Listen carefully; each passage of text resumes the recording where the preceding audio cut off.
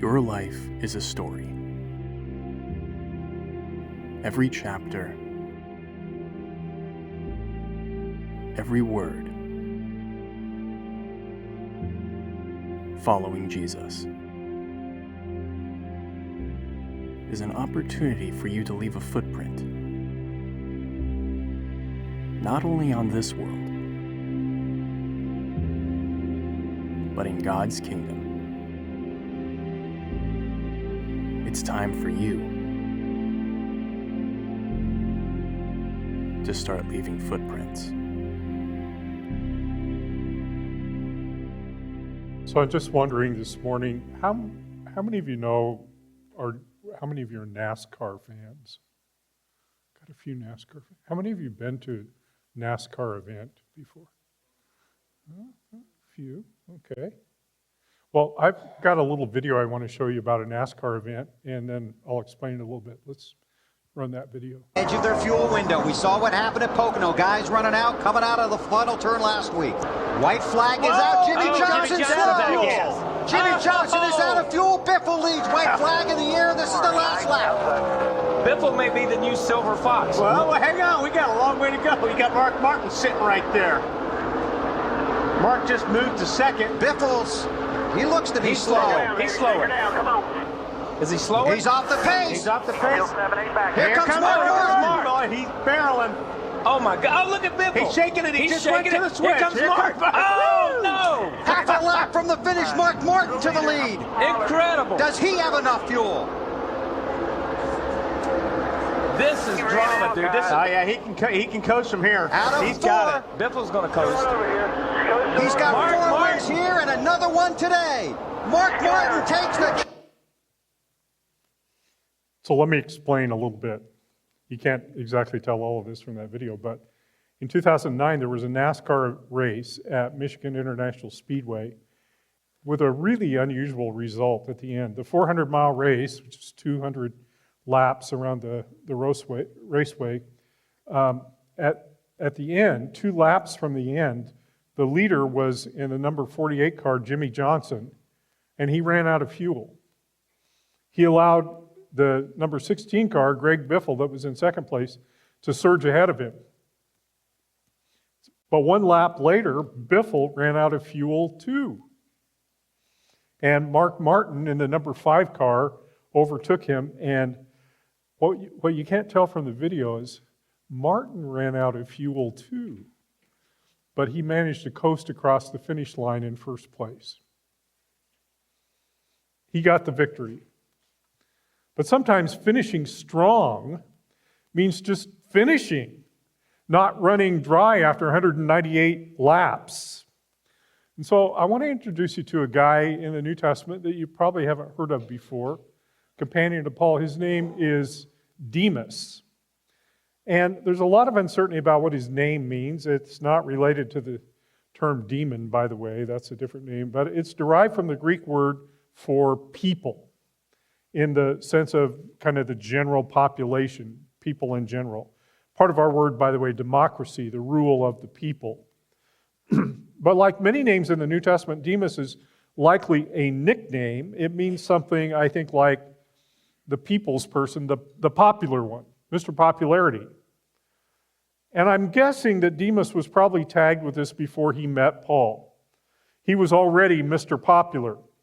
Maybe he had been the popular one growing up. He was the quarterback on the football team. He was the homecoming king. He was the handsome boy who dated the head cheerleader. And maybe Demas was the guy in high school who had 10 other boys who thought that they were his best friend. And he received better grades than he really deserved because all the teachers liked him. And he was always successful in the job interview. Everyone liked him. In fact, maybe Demas was the guy, the party didn't start until Demas got there, and he could have run for mayor in his hometown and won easily without campaigning, and I'm projecting a lot. But somehow Demas becomes attached to Paul. And believe me, Paul is no Mr. Popularity. He travels with him. And from what Paul says about Demas in Colossians, we infer that Demas was probably a Gentile like Titus, not a Jew. And Paul calls him a co-worker. Been a lot of studies that have done on the titles that Paul uses for his companions, and he's very careful in the way that he does this. He doesn't call very many people co-worker. The word for co-worker is where we get our word synergy from. Energy together, working together, one who works well with you. He usually reserves this title for people, the stalwarts like Mark or Luke, and yet Demas stayed with Paul for many years. He stayed with him through dangers and hardships and some tough times, and he's with Paul in Rome when he writes his letters from prison. I'll say a little bit more about that in a minute. He serves Paul faithfully. And I wonder, was Demas there for one of Paul's 3 shipwrecks that he talks about? Maybe. Was Demas beaten like Paul and left for dead? Maybe. Did Demas go without adequate food or clothing as Paul did? I think that Demas was there for some of those things. And what a change for Mr. Popularity, Mr. Student Body President, Prince Charming, the social media influencer that everyone loved. And yet I want you to see this text from 2 Timothy. Let me read it, and then I'll talk about it a little bit. 2 Timothy 4, 9 through 12. He's writing to Timothy. So, Timothy, do your best to come to me soon. For Demas, there he is, in love with this present world, has deserted me and gone to Thessalonica. Crescens is gone to Galatia, Titus to Dalmatia. Only Luke is with me. Get Mark and bring him with you, for he is useful to me in ministry. And I've sent Tychicus to Ephesus. This letter, 2 Timothy, is written from Rome when Paul is arrested during the persecutions of Nero. Now, when he mentions Demas before, he's in Rome under house arrest at the end of the book of Acts, and Demas is there with him. But he's released, we think, and then he comes back to Rome later and is arrested. This is about AD 66. And this is Paul, 2 Timothy, this is the last letter that he wrote. He's awaiting death. And it's about 5 years after he wrote to Colossians and called Demas his co-worker. Maybe 15 years after he first met Demas. 15 years! So why did Demas desert Paul? Look at this again. For Demas, in love with this present world, has deserted me. The word here for desert is used by Jesus on the cross. My God, why have you forsaken me? Why have you deserted me? It's a very old word. It's given in the promise of God to Joshua. Joshua is told, I will not fail you or forsake you. And Paul had been abandoned before. Surely one of the greatest disappointments of his early career as a missionary was when John Mark, cool name by the way, when John Mark abandoned him and Barnabas and returned to Jerusalem in the middle of the trip. Yet Paul forgave Mark. In fact, here, 20 years later, Paul tells Timothy to bring Mark with you when you come, for he is useful in my ministry. I would go so far as to say that all of us have felt deserted at times. In the military, being a deserter is a very serious offense. It's on a par with treason. You don't do it. And yet, we have thousands of households in our state where there is no father. Men have sired children and left women to fend for themselves and deserted them. Yet in the Bible, to be a deserter, the whole idea of that is contrary to the will of God and to the example he has shown. Remember, God's promise to Joshua is for us too. I will never leave you nor forsake you. If ever I would leave you, it wouldn't be in springtime. No, no, not in springtime, summer, winter, or fall, because never will I leave you at all. So why would this guy, Demas, pick up and leave after all these years?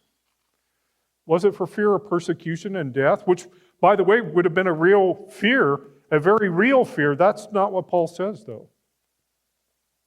Paul says that Demas deserted because he loved this present world, literally loving the now age, the now time. And that's in sharp contrast with the age to come. Earlier in 2 Timothy 4, he says this is Paul. As for me, I'm already being poured out as a libation, as an offering. And the time of my departure has come. I have fought the good fight. I have finished the race. I have kept the faith. And from now on, there is reserved for me the crown of righteousness, which the Lord, the righteous judge, will give me on that day, and not only to me, but also to all who have longed for his appearing. Longed for his appearing. The age to come. Demas is in love with the now age, the present age. Paul looks forward to the age to come. I think this has implications for us on many levels. First, for us as the church, implications for the church, because it means, church, we long for his appearing, his coming, for the coming age. The church is the last and the greatest hope for mankind. Being a Christian and coming to church doesn't magically change all the bad things in your life. Being a believer did not keep me from being diagnosed as a diabetic all those years ago. Being a faithful body of believers, the body of Christ, did not keep some churches from closing during COVID. But it's in the church and with the church that we find hope. We are in the present age, but we do not love it. We look forward to being with Christ, whether it is in the next life or in the coming age when he appears, if that be in our lifetime. And it means that we keep our eyes on the prize. We press forward to the mark. We never give up the faith. It means that when this life is over, we look forward to those words of Jesus, "Well done, my good and faithful servant. Enter now into my rest." For the world is not my home. I'm just a passing through. My treasures are laid out somewhere beyond the blue. The angels beckon me from heaven's open door, and I can't feel at home in this world anymore. So for the church, it means we long for his appearing. For Christian leaders, it means we stay the course. You know, these are discouraging times for church leaders. Finances in most churches are very difficult. Church scandals are headline news. Our youth are pummeled if they stand up for Christian values and the Christian faith. And we're weary. Sometimes the joy of service becomes a burden of responsibility. He's not here this morning. You guys have no idea how much the burden that Ron carries for this church. Day by day, week by week. We try as a staff to help him. That's why I'm preaching this morning. But that man is weary sometimes. Sometimes the joy of the service becomes a burden of responsibility. And leaders in the church needs you. It needs your strength. It needs your wisdom. It needs your patience. It needs your commitment. It desperately needs you. So why did Demas desert Paul? Well, I don't know exactly. But Paul says somehow he loved the present world more than he loved Paul. His loyalty was to himself more than to finishing the course alongside his mentor, perhaps even in death.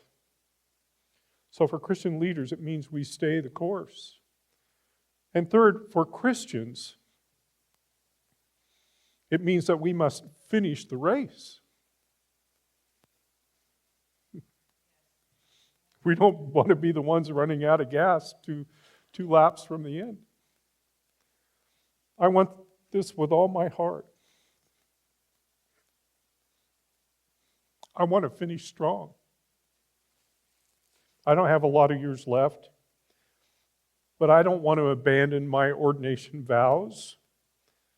I want to serve faithfully to the end. And let me tell you about a friend I know, now passed away. One time he was teaching in a Christian college, and he was a national sensation. People were coming to take class from him. He had enormous influence on a whole generation of preachers, and it was his fire for the gospel, it was his respect for the church, it was his love for unsaved people. All these things were just contagious in his classroom, and some of that stuff still reverberates in church leadership today. I run into people sometimes that want to talk about what they learned from him. But then something happened in his life, and I don't know what it was, and he withdrew from teaching, and basically he lost his faith. He went from being a beacon to believers to a person who began to doubt God, even God's existence. And at best, he would describe himself as an agnostic the last time I talked to him. He retired to another state. He bought a farm outside the city. And he raised horses. So what's his legacy? Mixed at best, right? I don't want to be that person. I want to finish strong, and that includes being faithful until the end. I don't want my former students to think I abandoned them. I don't want my wife, my children, my grandchildren to be confused about my love for Christ and His church. And I don't want my legacy to be mixed at best. At the end of Matthew, we read these verses. Jesus says, "Go therefore and make disciples of all nations, baptizing them in the name of the Father and of the Son and of the Holy Spirit, and teaching them to obey everything that I've commanded you. And remember, I'm with you always to the end of the age." Let me just ask you, are you carrying out that Great Commission with your family? Are the lost outside your community more important than your own children or grandchildren? Let me see if I can land this plane. Ron has left an outline for us of 5 things that we can do when we seek to be evangelistic on a personal level. And the 5 are there. We develop friendships, we serve others selflessly, we share our stories and give reasons and answers, be ready to answer questions, and then we tell the truths of the Bible. These are not necessarily steps or not mutually exclusive, but each one has its own value. And I want to focus in on number 3 just for a few minutes as we end. Share your story. What is your Christian story? How did you become a Christian? When did you first believe? In the Wildewood Academy program, we learn how to share our story, usually in the first class that we take on leadership. And it really goes like this, 3 steps. And Ron and I are in total agreement in this. We start with, where were you before you became a Christian? What happened? And then, where are you now? Where were you? What happened? Where are you now?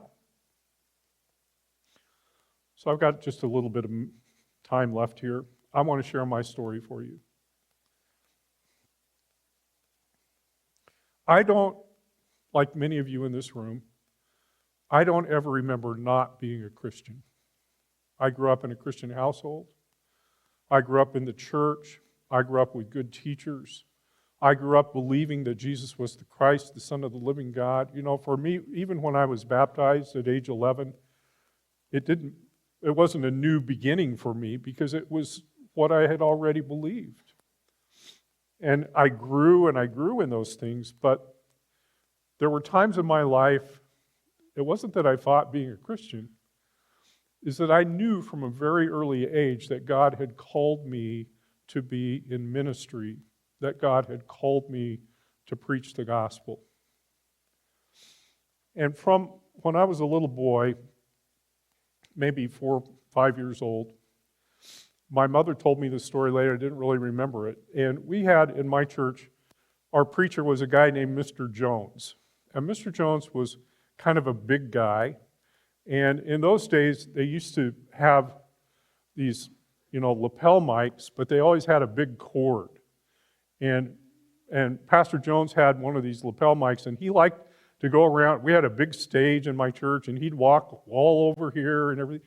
And the thing that got me about him was he used to stick his toes over the edge of the stage and start rocking back and forth. And he was a pretty big guy. And I just knew some Sunday he was going to fall right into the first pew. But one Sunday, we had some friends over to our house for lunch after church, and it was a married couple, and they were talking to me and to my 2 brothers, my older brother. My father was a doctor, and so they asked my older brother, he said, Chuck, he was 4 years older than I am, and Chuck, what do you want to be when you grow up?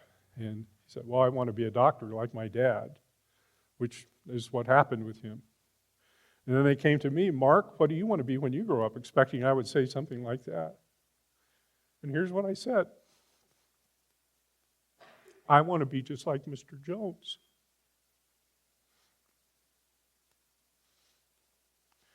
Well, I fought that for a long time because I knew God's hand was on me, and He had called me to do something that I had other plans. I was going to go to law school. I was going to become an attorney, those sorts of things, and yet God gripped me and almost screaming, and He dragged me into the ministry. And once I yielded to that, I've never regretted it. That's my story. I've been serving Him in ministry for almost 50 years. So I hope as we begin to work on these things the next few weeks that you can feel some confidence in sharing your story. What is it that brought you to Christ? What changed, and where are you now? What kind of hope can you share with somebody who needs hope?